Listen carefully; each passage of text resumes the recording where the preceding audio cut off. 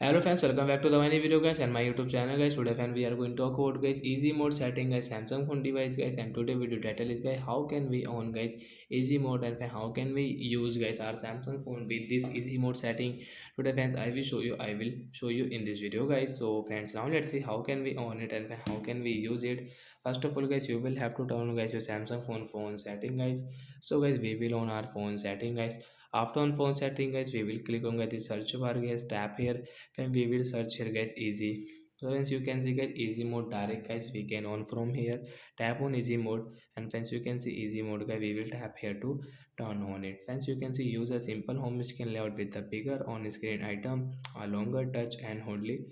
So when we will in on from here the right side icon. After on guys, you can use guys this easy mode setting. As you can see high contrast keyboard guys, you can on it off from here, and when touch guys you can see. So when you can custom guys, you can just set how long it takes for a continuous touch to be recognized as a touch and hold. So once you can see guys is custom, so you can set from here this time. So like that guys, we can on guys Samsung phone easy mode setting guys, and we can use it. So bye guys.